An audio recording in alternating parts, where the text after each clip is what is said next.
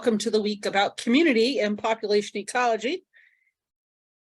So imagine the equator was entirely land, like it didn't have ocean in between the continents. The equator, like circumference of the Earth, is about 40,000 kilometers. And if we gave every person on Earth 1 square meter of soil and lined them all up along the equator, how many times would the present human population, which is about 8 billion people, circle the globe? So let's see, 40,000 kilometers times 1 meter per person means that we could put 40 million people around the equator once, and 8 billion divided by 40 million is 200 times. That's a lot, just for the record. I read once that it would take you over 90 years to count to 1 billion. It's a lot of numbers. And you get to numbers like 7,998,999,999, and then 7,999,000, then 7,999,001. So, you know, even if I said it really fast, which I couldn't do because I don't think my brain works that quickly. But so our population in the 20th century alone, the world population is nearly quadrupled. It's increased from 1 billion in 1800 to just over 8 billion today. Between 1960 and 1999, Earth's population doubled from 3 billion to 6 billion. In many ways, this reflects good news for humanity. Child mortality rates are plummeting, life expectancy is increasing, and people are, on average, healthier, better nourished than in any time in history. However, during the same period, changes in the global environment began to accelerate. Pollution got bigger, resource depletion continued, and the threat of rising sea levels has increased. Does the simultaneous occurrence of population growth and environmental decline over the past century indicate that more people translate into greater environmental degradation? Although we are not the most abundant organism on Earth, we are the dominant species. We can and do manipulate the environment. We develop and use a wide range of biotic and mineral resources while purposefully or inadvertently displacing or eliminating other species. Our unique ability as humans to create resources and build civilizations has allowed us to influence and alter and direct the flow of energy and matter within our environmental systems.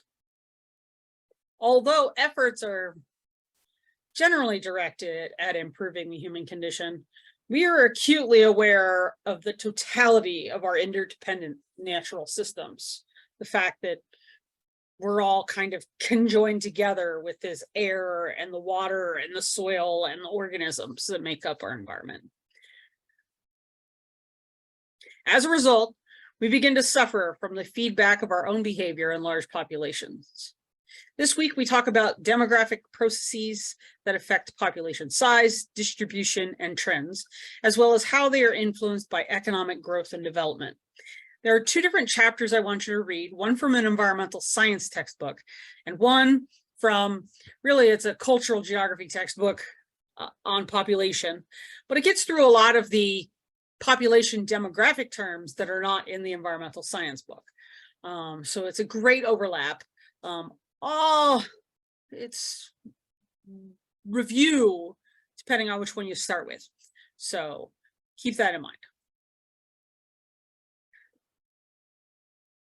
According to a recent UN nations estimates, global population is increasing by about 80 million, which is about the size of Germany, every year. Although fertility rates have declined in most areas of the world, population growth continues to be fueled by high levels of fertility, particularly in Asia and Africa.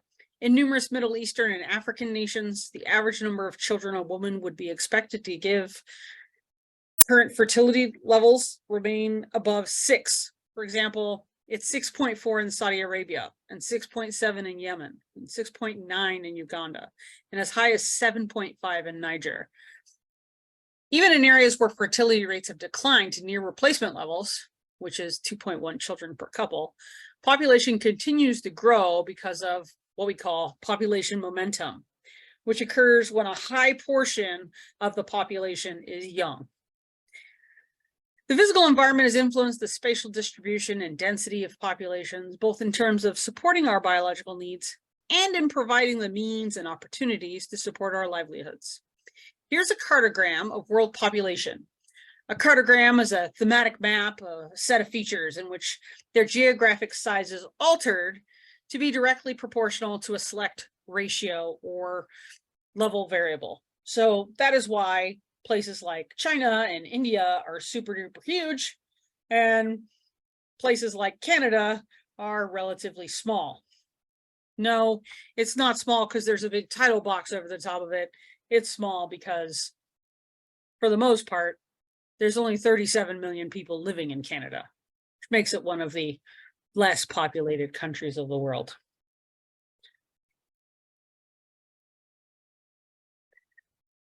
In general, the most favorable environments, that's those with humid climates, fertile soils, and long growing seasons, have sustained the majority, while lands with harsh or difficult environments supported few, which is one of the concepts we went over last week. Human cultural factors also play an important role in population patterns and migration. Behaviors related to common ancestry, religion, and language influence population concentration and dispersion.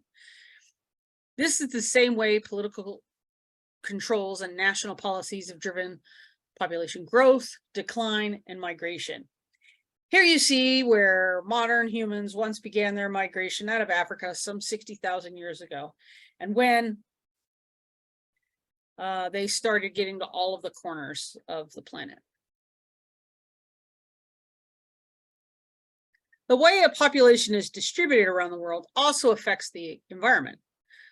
Sustainably high fertility rates in many developing regions and low fertility rates in more developed regions means that 80% of the world's population now lives in developing countries. Additionally, human migration is at an all-time high. The net flow of international immigrants is about 2 to 4 million per year. In 96, the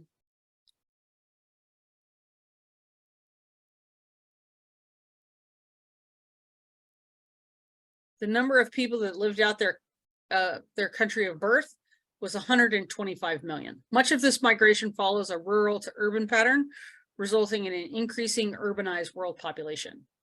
In 1960, only 1/3 of the world's population lived in cities. By 1999, this proportion was nearly half, at 47%. This trend is expected to continue throughout the 21st century. The distribution of people around the world has three main effects on the environment. First, as less developed regions cope with population growth, it will increase pressure on already declining resources in those regions. Second, migration changes the relative pressures on local environments, reducing stress in some areas and increasing stress in others. Finally, urbanization often overtakes the development of infrastructure and environmental regulation, especially in less developed areas, often resulting in high levels of pollution.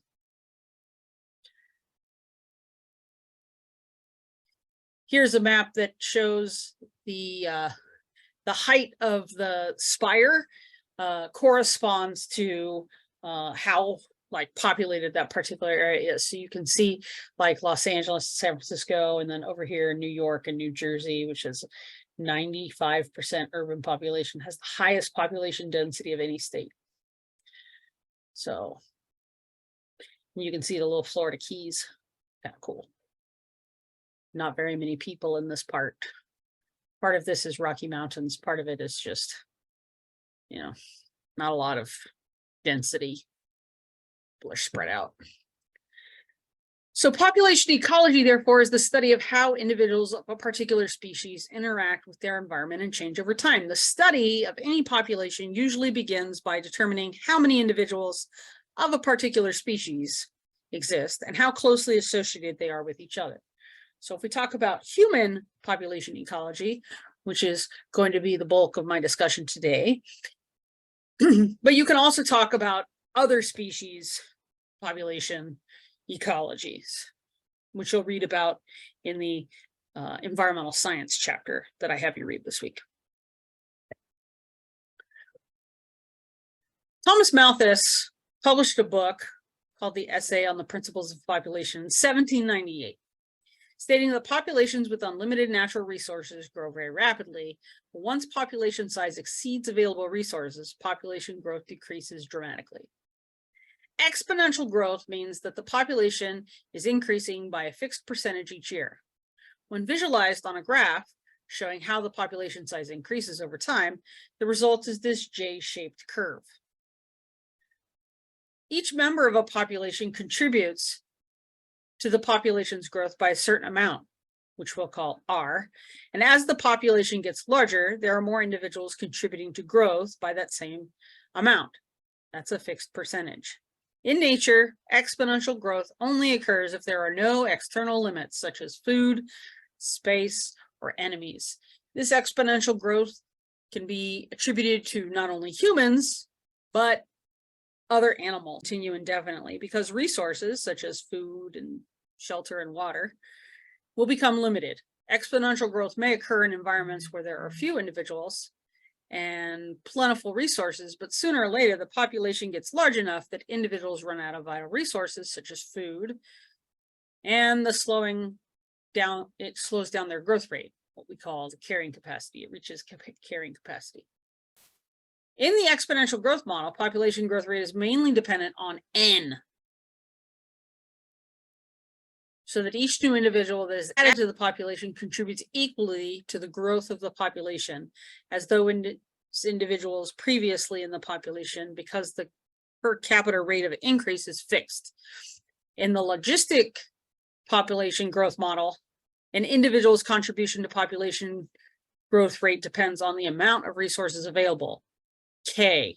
As the number of individuals in a population increases, N being the number of individuals, fewer resources available to each individual. As resources diminish, each individual on average produces fewer offspring than when resources are plentiful, causing the birth rate of a population to decrease. In logistics growth, a population growth nearly exponentially at first. When the population is small and the resources plentiful, growth rates slow down as the population size gets close to the limit of the environment and the resources begin to be in short supply. In logistics growth, the population size finally stabilizes, what we call zero population growth, at the maximum population size that can be supported by the environment, which we call the carrying capacity, as shown in this chart here. Now, a population can be characterized by its population size, which is the total number of individuals, or its population density, which is the number of individuals of a particular species within a specific area. There are three basic types of population density. The first one is arithmetic density, which is basically the number of people divided by the amount of area that's around. So most people could just call this density.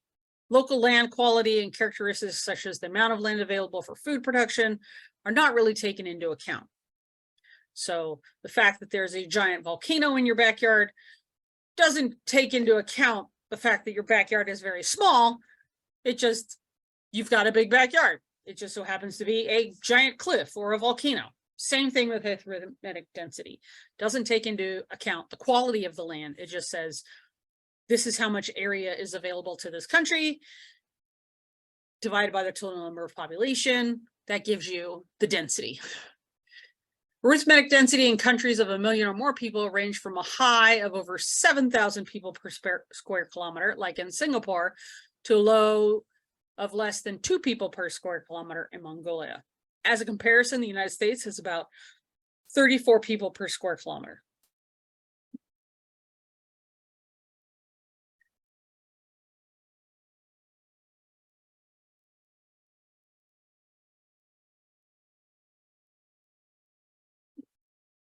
Here we have a diagram that shows the top 10 most populous nations on Earth, but not how densely populated they are.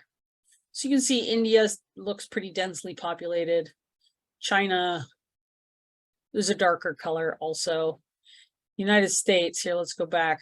We're like this orange color, right? Indonesia is that same orange color, you know. So Russia, look at Russia.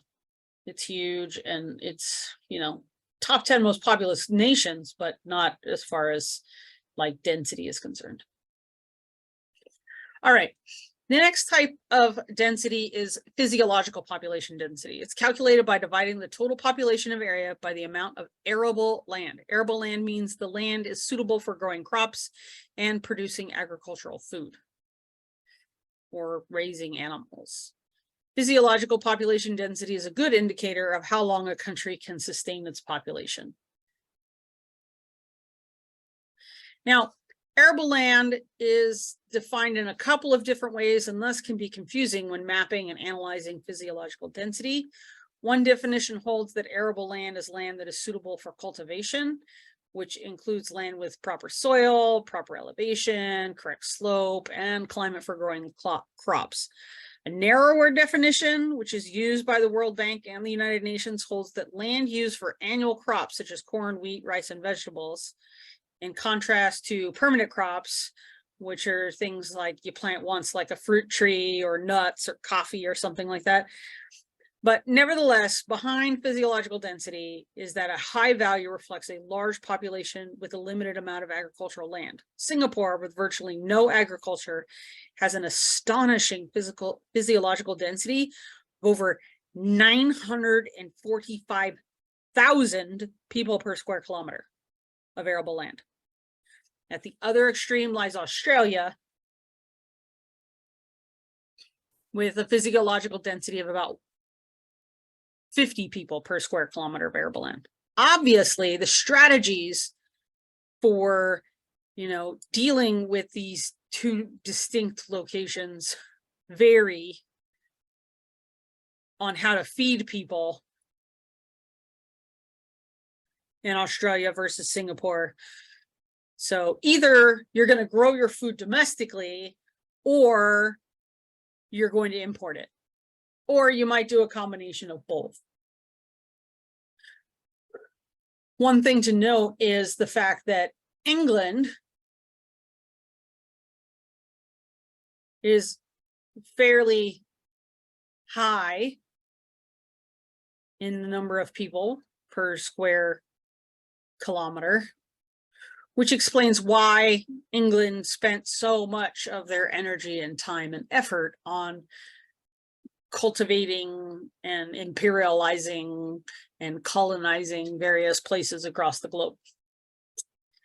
The last type of density is what we call agricultural population density. This is a measure of the average number of farms on arable land in an area. Arable land, again, is that suitable for food production. So high population density means that many farmers are needed to produce food on the arable land. This probably indicates that they use old-fashioned methods of growing crops and that modernization could improve their yields, such as these dark colors here. For instance, Egypt, which is here, their agricultural density is over 1,800, whereas we're at like 39 here in the US. This means that there are 46 times more people in rural areas of Egypt compared to land in the United States. Presumably, these people are involved directly or indirectly in the agricultural economy. A lower proportion of Americans in rural areas relative to arable lands implies that they're much more efficient than the Egyptians in agricultural production, possibly because of agricultural technology like farming machinery, you know, like precision farming, chemicals, utilizing geographic information systems, stuff like that. So when physiological and agricultural density are high, pressures to expand your arable land into new areas may increase. This expansion can cause negative environmental impacts, such as to your natural landscapes, which are converted for agricultural uses, displacing wild plants and animal life. One way to reduce this pressure, of course, is to import food. For example, Egypt was the world's largest importer of wheat in 2016. Now they're sixth behind Nigeria and China and Indonesia and a couple other places. So if a country such as Egypt with high physiological and agricultural density has a weak economy, is unable to earn foreign currency through exports, then it will be difficult to import food and hunger will ensue. When Egypt's economy weakened from political instability and violence in recent years, foreign currency shortages and a declining exchange rate strained the country's ability to import food. Prices increased for consumers, forcing the state to spend more on subsidizing bread. In contrast, countries with high physiological density and agricultural density are relatively strong economies, such as Japan, which can import food more easily and faces virtually no risk of hunger. This is made all the more interesting when we take into account the following map. According to the EIU, Russia and Ukraine accounted for 30% of global wheat trade before Russia's invasion. Since then, war, logistical issues, and sanctions, in Russia's case, have significantly reduced the ability of both countries to remain reliable suppliers. Additionally, the EIU found that 1/3 of the world's population live in a country that imported Russian or Ukrainian wheat in the past year, and more than 570 million people live in countries that import more than 40% of their wheat from Russia and Ukraine in 2021. These countries represent less than 4% of the global GDP and are primarily developing economies in the Middle East and African region, as well as close neighbors to Russia, such as Armenia and Georgia and Azerbaijan. We're a wheat producer. That's what this blue color means. So the blue colors are those countries that are in the top 10 of wheat production. Just because we produce wheat does not mean we don't import it. We just don't import very much of it.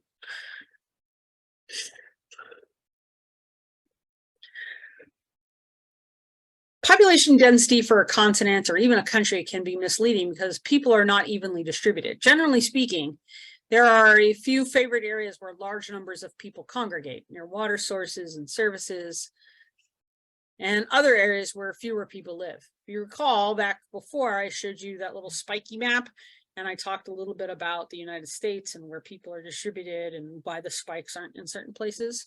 Well, in the developed countries, such as ours, the greatest concentrations are clustered in urban areas, such as the megalopolis region in the US Northeast, like here. Here, business, commerce, all that good stuff. Although cities are growing rapidly in many developing countries as well, huge populations remain concentrated in productive agricultural areas where livelihoods depend on intensive subsistence agriculture. In contrast, the rural areas of developed countries that support productive agriculture have relatively low and declining population densities because of the low labor requirements and large farms that characterize commercial mechanized agricultural production. So here you can see there's a lot of people along. And if you remember a couple of slides back, I showed you another map that showed you Egypt and the fact that most of the population is concentrated around the Nile River and the Nile Delta.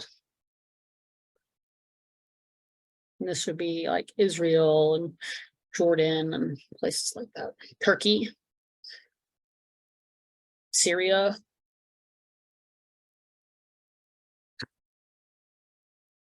This is showing you a map that shows the changes in rural population proportion. So in Brazil, the proportion of rural population dropped by 58%. So that means 58% less people live in rural areas versus cities. And whereas the Russian Federation, the proportion of rural population dropped by only 13%.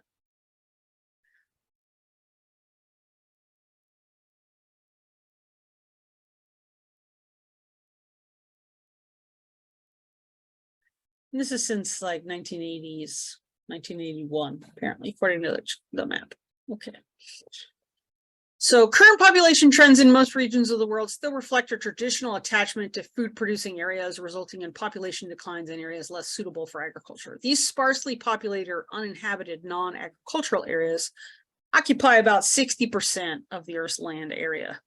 These areas that make up the what we call ecumen include dry lands, where there's a lack of rainfall as a limiting factor, cold lands, where freezing temperatures kind of make it hard to grow agriculture, mountain ranges, where the climate is limited, terrain's too rugged or steep to cultivate anything, and then the wet tropics, where too much precipitation and high temperatures combine to produce infertile soils that do not support permanent cultivation. One thing to note in this vocabulary alert, I put ecumen up there. The one thing I didn't talk about is intensive versus extensive. So extensive is small input and small amount of labor. So it's kind of like growing stuff on a small scale, as you'd think like a small family farm, versus intensive, which is, you know, using tons of mechanization and having these huge like mega farms.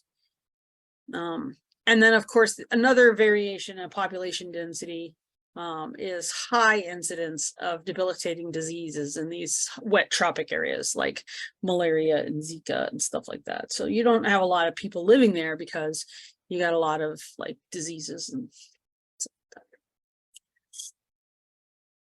that. All right, time for a term break. Here we go. These are some of the important terms that you'll be reading about this week: age structure, age structure, sorry about that, birth rate and death rate, natural increase. So the natural increase is subtracting the crude death rate from the crude birth rate.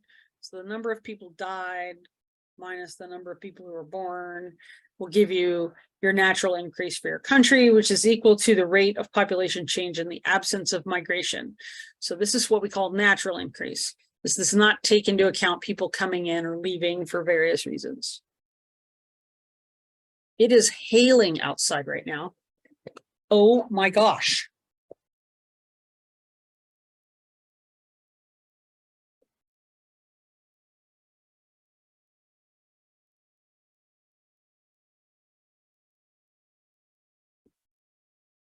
I'm sorry, that was exciting.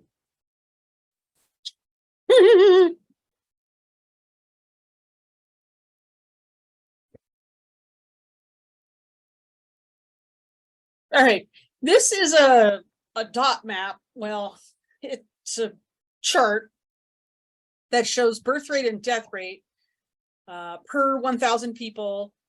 Countries which are above this line have a greater birth rate than death rates, meaning the total population is increasing, and those below the line have declining populations. So places like Guinea and Ghana and Ethiopia, the colors correspond to which region these areas are in, things like that. So Europe is in yellow and Asia is in this reddish color, for example. So despite the epidemics of HIV, AIDS, Ebola, coronavirus, Africa's annual population growth is 2.4%, the highest of any major world region. In Nigeria, Africa's most populous country with about 134 million people, the annual rate of growth is 2.8%, one of the highest in the world. At this rate, Nigeria's population doubles every 25 years. So if they have 5 million people, in 25 years, they'll have 10 million people. 25 years after that, they'll have 20 million people. So that's what doubling time means. At the other extreme, several European countries, including Germany, the most populous in the Western Europe, has experienced small but steady population decline over the last decade or so. The deteriorating environment and social conditions in many republics of the former Soviet Union have spurred a devastating demographic decline. Environmental contamination and degradation that has persisted for decades, and many Soviet industrial and mining centers, coupled with prolonged post-Soviet periods of economic instability, have resulted in a rise in death rates while birth rates continue to decline. Life expectancy has dropped sharply for both men and women. And because of this, especially women in their reproductive years, it's also declining. The infant mortality rate is increasing, as has the death rate in children. In the two largest republics, Russia and the Ukraine, natural population changes currently are at minus 0.7 per year. So they have declining population. In 2004, infant mortality rates averaged 14,000, nearly twice as high as the European average. And in 2007, the country's rate of population decline was the 4th highest in the world. Ukraine suffers a high mortality rate also from environmental pollution, poor diet, widespread smoking, extensive alcoholism, and deteriorating medical care. It's clear that if the number of births exceeds the number of deaths in a given year, you have a net population increase. And if the number of deaths exceeds the number of births, the population will decrease. A population can explode or collapse in a relatively short period of time if mortality and outbreak ratios change significantly. On one hand, epidemics, prolonged famine, or war can lead to rapid increases in mortality within a country or a region, yet vaccinations, safe drinking water, urban sanitation can dramatically reduce this intergenerational mortality. Note that among the major world regions, Africa has the highest natural population growth rate.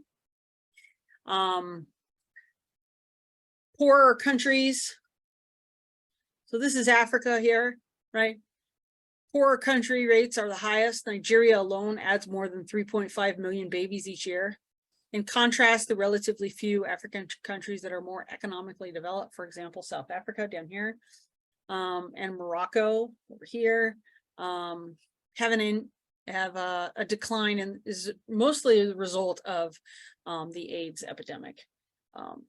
So crossed from Africa is the Mediterranean Sea. If we look at Europe, it's a much different profile.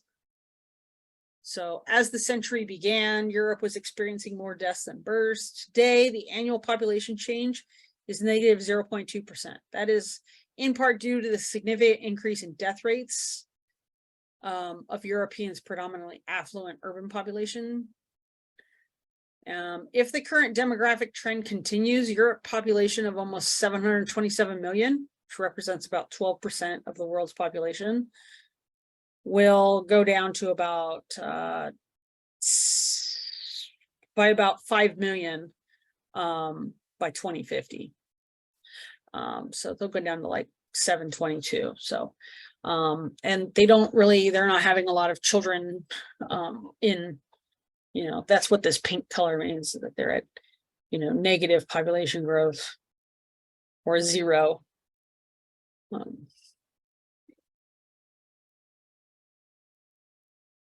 Now, although a population change, seems kind of small, they can be deceptive for a couple of reasons. First, when a small annual rate is applied to a very large population, it will yield a large absolute change. So with current world population over 8 billion, growing at about 0.84%, that's 67 million people a year. If these 67 million people represented a new country, it'd be about the same population as England, and would be the 20th most populous country in the world. So if we took everybody who was born in the next year, put them in a country all to their own, it would be the 20th most populous country in the world. That's each year. Also, the changes to a population are cumulative. So even if the rate continues to decline slowly over a period of years, the base population continues to grow each year. And when we talk about population pyramids, we'll be able to see that a little better. Another term that comes up a lot when talking about demographics and populations is infant mortality. This is the number of deaths. So this is before your first birthday.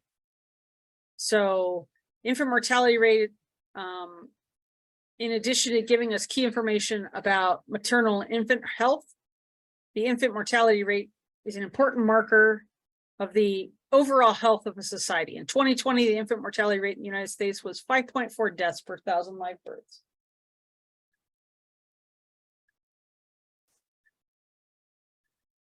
Life expectancy has doubled in all regions of the world. What does that mean exactly? Well, despite the importance of research and policy, it is surprisingly difficult to find a simple and detailed explanation of what life expectancy actually means. It refers to the number of years a person is expected to live. Life expectancy is based on an estimate of the average age of a member of a particular population when they die. However, in practice, it's a little more complicated. So an important difference or clarification is the difference between cohort life expectancy and just life expectancy, or what we'll call period life expectancy. So cohort life expectancy is the life expectancy of a particular cohort or group of people born in a particular year. For example, the baby boomers. If we could track a group of people born many decades ago in a particular year and observe the exact date each died, we could calculate the life expectancy of that cohort simply by averaging the ages of all the members who died. So maybe we go with the greatest generation, so the generation before the baby boomers, right? Because a lot of them have died. Because let's see, that was 1900 to 1925. So, well, not all of them. They'd be, close to 100 years old. Over 100, close to 100. Another approach to, so cohort life expectancy is that, calculating it based on this like group of people. Another approach is to estimate the life expectancy of a hypothetical cohort, hypothesized to be exposed from birth to death at the observed mortality over a period of time, usually a year.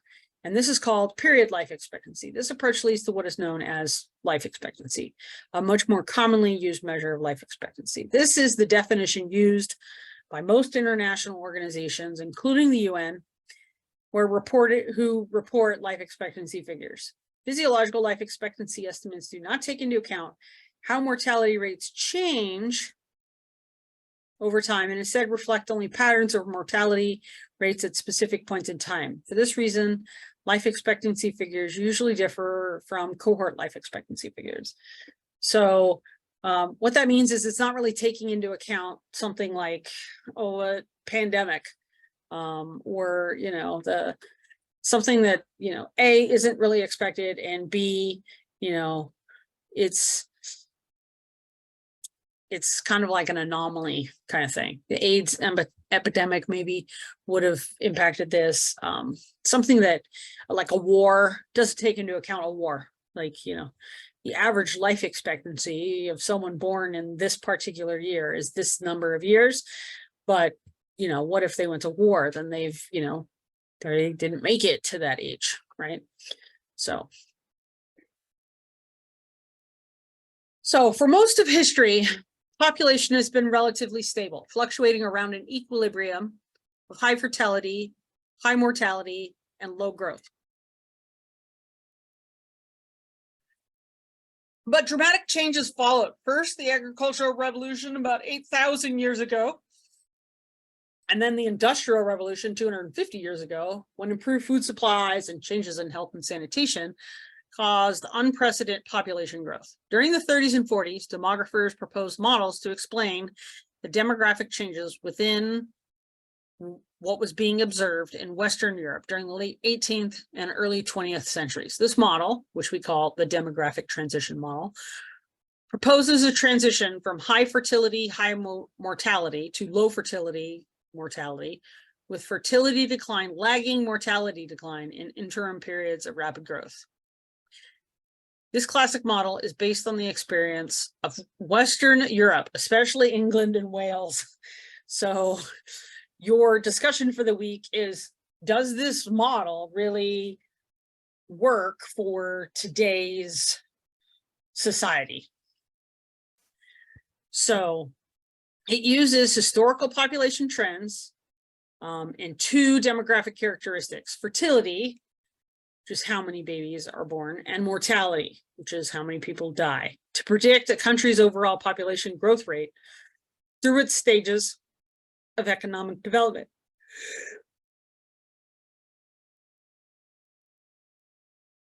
Each phase is characterized by a specific relationship between fertility, the number of births per 1,000 people, and mortality, the number of deaths per 1,000 people. As these rates change relative to each other, their impact on the country's population is greatly affected. Within the model, countries progress from one stage to the next over time as certain social and economic factors influence fertility and mortality rates. Any country can be placed within the DTM, the demographic transition model, but not every stage of the model has a country in it that fits a particular definition. For example, there are currently no stage 1 or stage 5 countries, but there is, potential for future movement, right? So stage 1 applied to most of the world before the Industrial Revolution. It has both high birth and death rates, and as a result, population size remains fairly constant.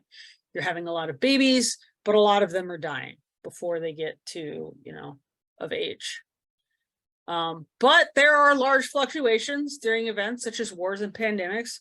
So, during the Black Plague, a lot of people died, so the population fluxed a lot. But if you've got a high birth rate and a high death rate, your population isn't going to really change. If you've got 20 people born and 20 people who die that year, your population is not increased or decreased. All right. In stage 2, the introduction of modern medicine reduces mortality, especially among children, but fertility remains really high. As a result, the population is growing rapidly.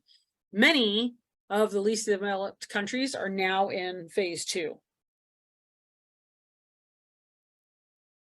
Stage 3, fertility rates gradually decline as a result of improved economic conditions, improved status of women, delaying when women start having babies, and access to contraception. Population growth continues, but at a slower pace. Most developing countries are in stage 3. Stage 4, birth rates and death rates are low. Population stabilizes. These countries typically have a strong economy, high levels of education, high standards of healthcare, high proportion of women in employment and education, and fertility rates of about 2 per woman. 2, again, is close to replacement. Replacement value is 2.1. That means for every woman, she has 2 children, right? 1 to replace her and 1 to replace her spouse, assuming, well, her baby mama, baby daddy, that's the one I was looking for. Now, a possible stage 5 includes countries where the fertility rate is well below the alternative level, that's 2 children, and where the elderly population outnumbers the young population. It is possible. We're not there yet, but again, fertility rate is at replacement value or close to it, and the elderly population outnumbers the young people. One of the ways we look at this is called age-sex pyramid, or just the population pyramid. This one shows China. It graphically plots the distribution. In many ways, age-sex pyramids are a summary of population history, reflecting long-term trends and even short-term changes in fertility and mortality rates, influencing the outcome of baby booms and busts, wars, and epidemics. The characteristics of a population pyramid include a horizontal bar diagram that consists of stacked histogram bars, making it a horizontal bar chart. Each one represents a specific age group and a particular sex group. Age groups are arranged in ascending order. At the bottom is the 0 age group, or 0 to 4 age group. Older groups are placed as it goes upward. Usually the oldest age group is like 85 plus or something like that, right? Each side represents the population of a different gender. The male population is situated at the left of the vertical y-axis, whereas the female is situated at the right. The y-axis represents different ages, and the x-axis represents the proportion of age-specific groups in the total population. So here you can see the impact of the one-child law in China. So China starts with a traditional pyramid type shape, very broad at the bottom. But then there's a big shift in the 70s during the Cultural Revolution in China. We start having lots of babies.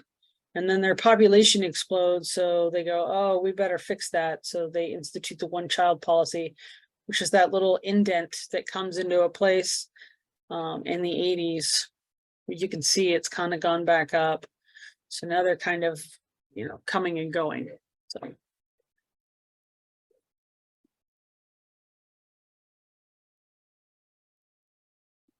So there's three basic types of population pyramids. There's the expansive type population pyramid. It's very wide at the younger ages, and narrow at the older ages. It indicates a larger child population, but a smaller elderly population. The age structure adopts a young age structure type. It implies that in the future, an increasing number of people who would get married and the death rate will remain high, the population will just keep growing. So it's also known as a rapid growth pyramid. Places like Nigeria and Guatemala and places like that. The second type of pyramid is a constructive pyramid. This pyramid is narrow at the bottom. The population is generally older on average with a long life expectancy and a low death rate, but it also has a very low, not a very low, but just a low birth rate. The percentage of younger population are extremely low. The population may keep shrinking into the future. Another type of population period is stationary. The top and bottom of the period do not differ significantly in size and have a rather smooth curve across all age groups. The age structure adopts a mature age structure type. The number of people getting married will not change significantly in the future. The percentages of population remain constant over time. So, and we'll talk more about each of these shapes here coming up in more detail. So the global median age has increased from just over 20 years in 1970. That's the global median age. So most people were in their 20s in the 1970s. To just over 30 years in 2022. That means we have a number of people who are older that are creating this average for us. The global population breakdown by age shows that around a quarter are younger than 14 years, around 10% are older than 65. So while half of the population is in the working age bracket between 25 and 65, in that darkest blue color, you can see the pyramid represents the structure of the world population in 1950. And two factors are responsible for the pyramid shape in 1950. An increasing number of births, broadening the base layer of the population pyramid, and a continuously high risk of death through life is evident by the pyramid narrower towards the top. There were many newborns relative to the number of people at older ages. Interesting thing though, the narrowing of the pyramid just above the base is testimony to the fact that more than 1 in 5 children born in 1950 died before they reached the age of 5. So that's this little bump right here. So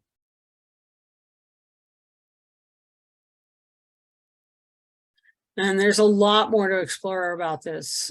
There's a link here in the slideshow where you can examine what the values are and all that good stuff. Total fertility rate is the average number of children born to a woman. Replacement fertility rate is 2.1 children per woman. This value represents an average number of children a woman would need to have to reproduce herself by bearing a daughter who survives till childbearing age.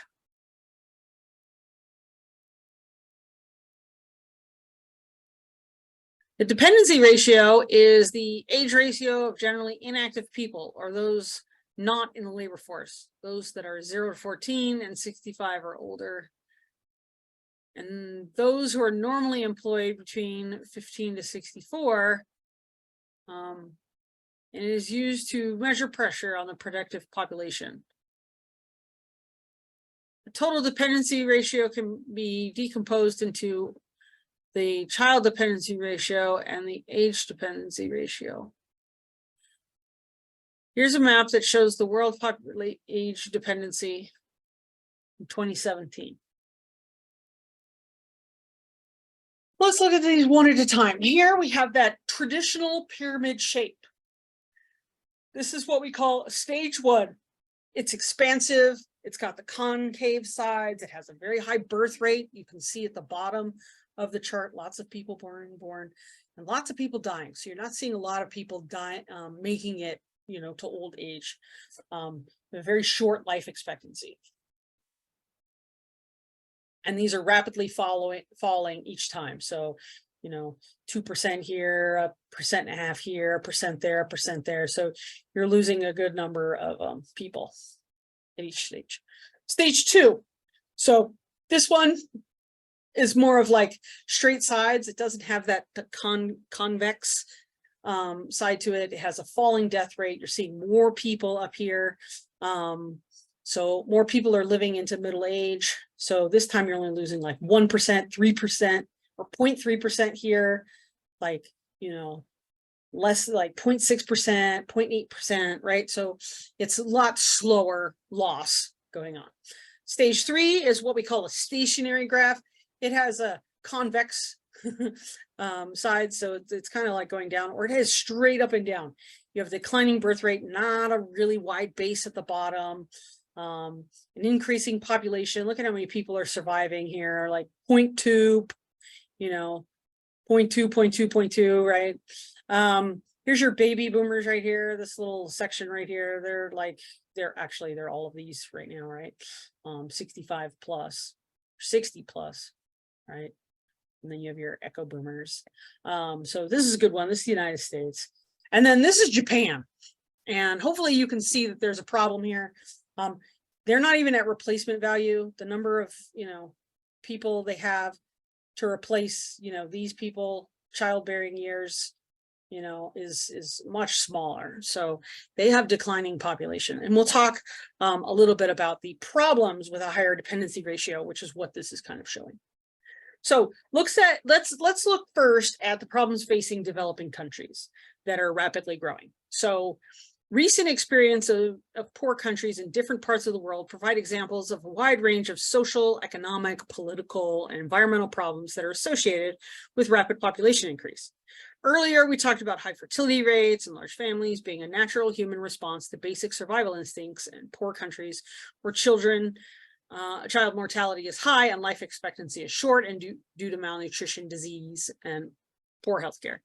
And where the labor provided by an additional child will provide another increment of food or income that might help sustain the family or provide support for elderly family members who are no longer able to work.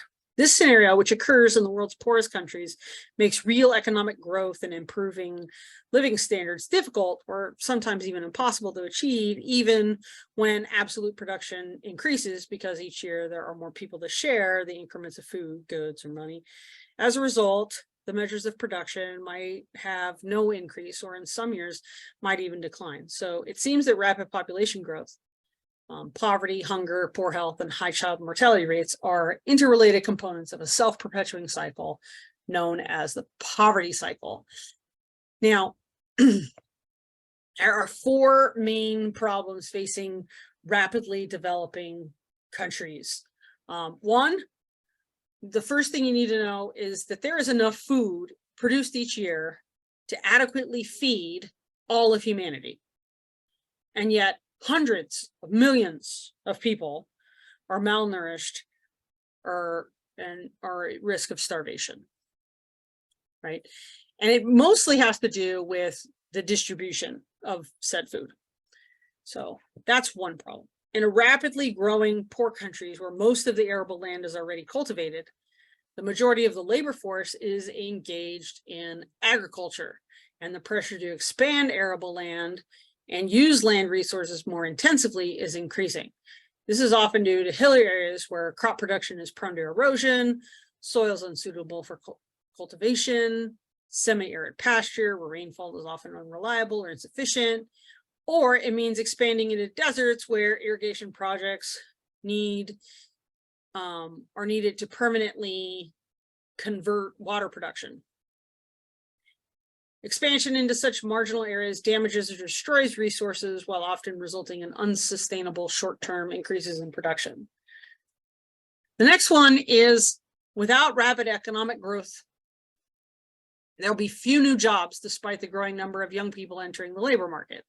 The result is widespread unemployment among those seeking work in these undeveloped manufacturing and service sectors, and significant underemployment among those seeking agricultural labor. Such massive underemployment will further inflate an already large rank of economically unproductive segments of the population, further slowing real economic growth. Combined with land degradation due to no real opportunity to cultivate additional land, the only option really is to, well, relocate, just to leave.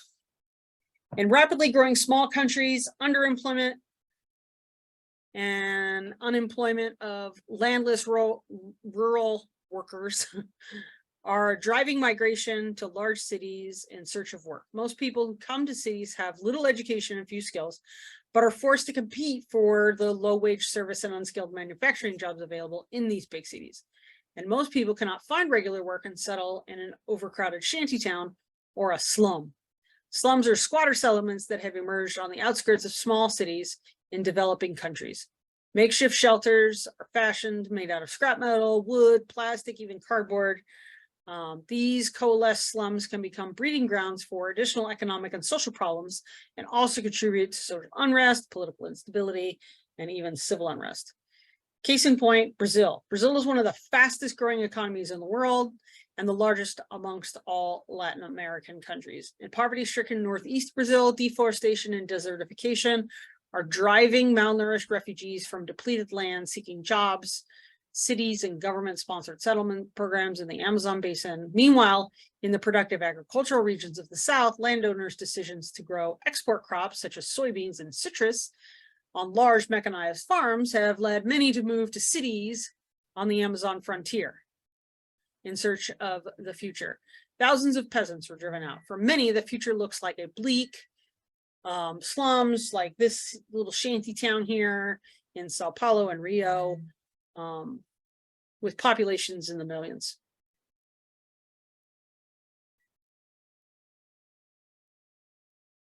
Rapid growth has also led to uncontrolled urbanization, which has produced overcrowding, destitution, crime, pollution, political turmoil, and outstripped increases in food production and population pressure has led to the overuse of arable land and the destruction therein.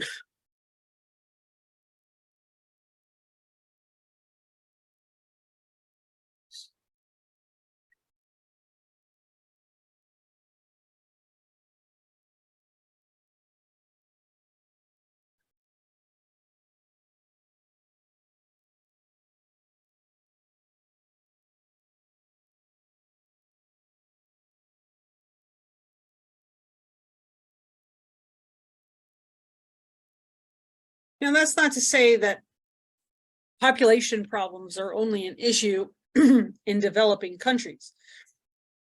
On the other side, problems facing developed countries related to population is the idea that the increasing population of dependent elderly who have to be supported by the aging and shrinking labor force. So these can result in declining rates of economic growth. So an issue is the strain on the dependency ratio.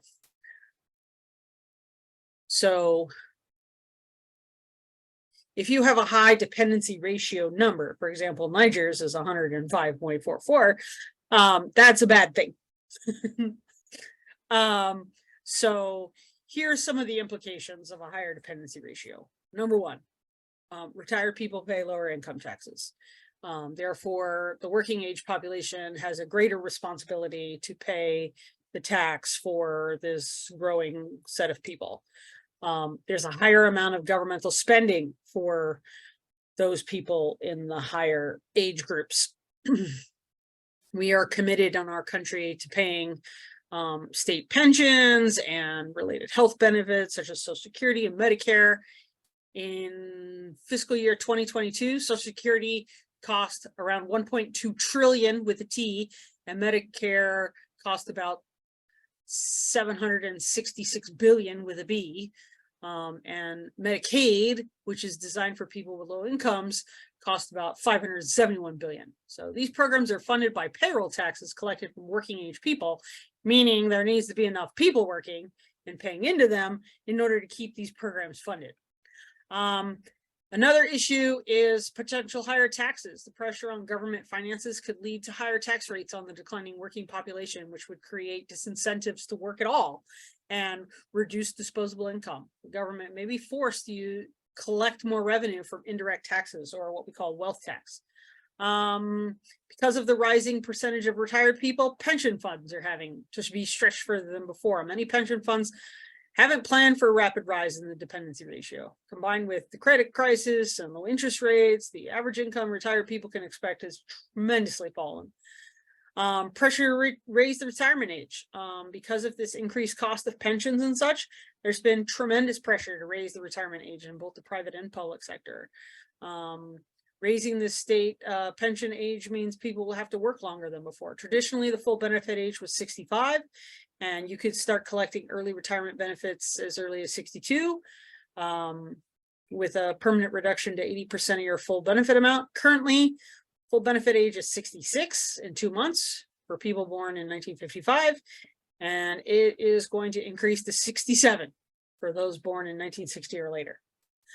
So, and then, of course, there is inequality. Raising the state pension age will have different effects. Some people will, substantial private pensions will not really be affected, whereas those, they can choose to retire whenever they feel like. However, others with, no pension will have to work longer. The other thing that's interesting is that people are living longer.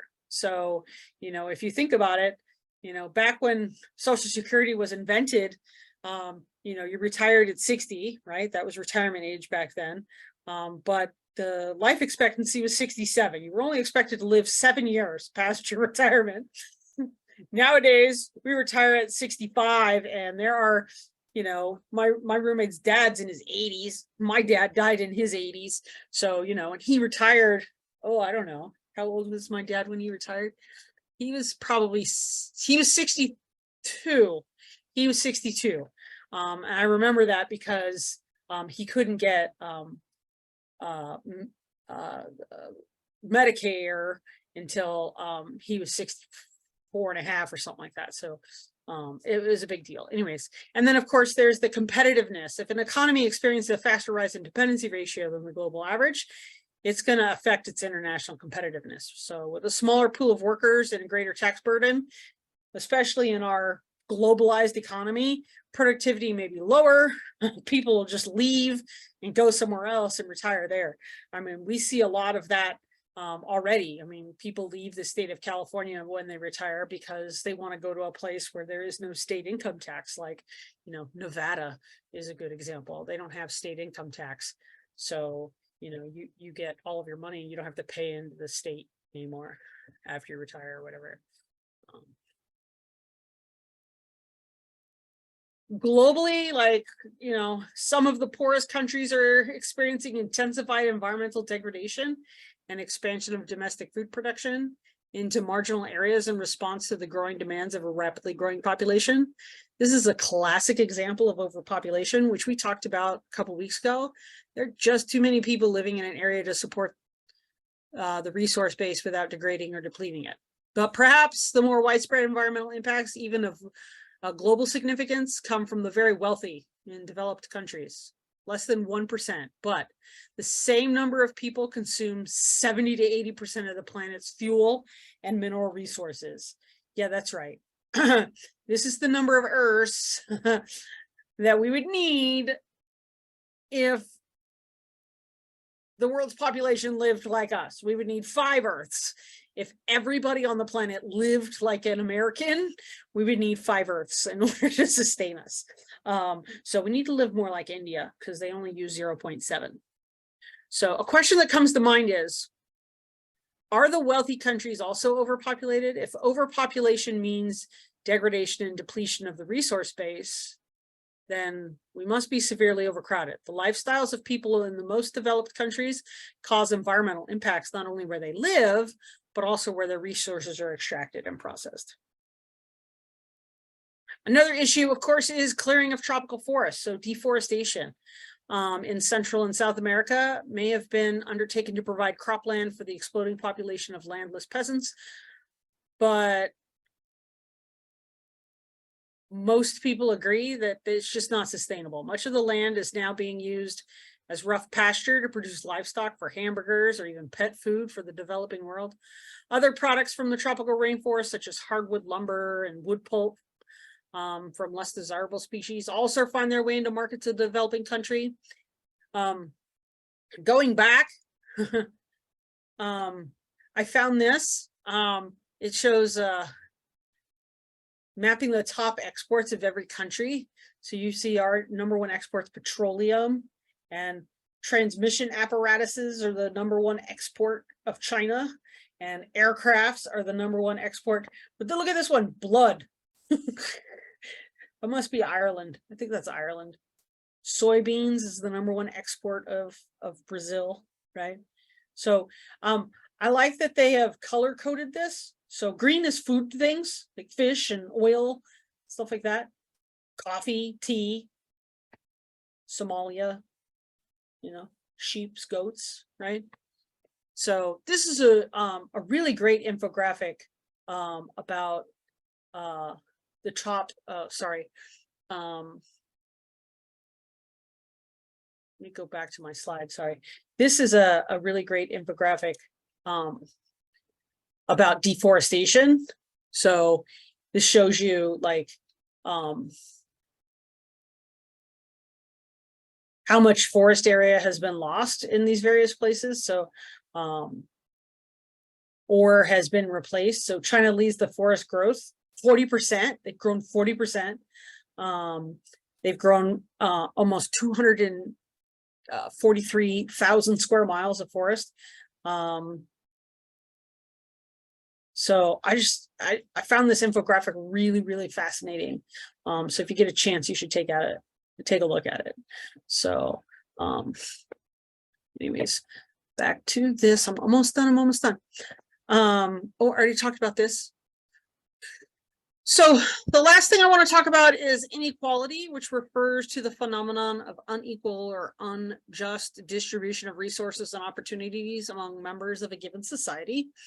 And each year, our vast and growing population utilizes more and more renewable and non-renewable sources at a rate that just can't be sustained indefinitely. As mentioned before, these resources are not evenly distributed among the countries of the world. The majority go to the wealthy countries. And according to this, the environmental impact caused directly or indirectly by a relatively small number of people living in the wealthy countries is much greater than that caused by a larger population in these developing countries. So as the world population will continue to grow over the next few decades, and overall fertility rates in Africa, Latin America, and Asia are likely to remain above reproductive levels for at least the next generation, the problem is shared by all of mankind. As a result, over 98% of the people coming to Earth within the next 50 years are likely to be born in developing countries. And coupled with increasing consumerism in many of these countries, the impact on resources and the environment will be extreme. As a result, non-renewable fuels and natural resources are increasingly consumed, and normally renewable resources such as soil, groundwater, and rangeland are being degraded or depleted through increasingly intensive use. Even critical resources such as the atmosphere and oceans, which are considered limitless, are being severely impacted by the presence of large amounts of humans. And so this week, I want you to focus on all of these demographic numbers, the population. Think about the issues associated with overpopulation, with deforestation, as we move further into our exploration of environmental geography. Thank you. If you have any questions, you know where to find me. Talk to you. Bye.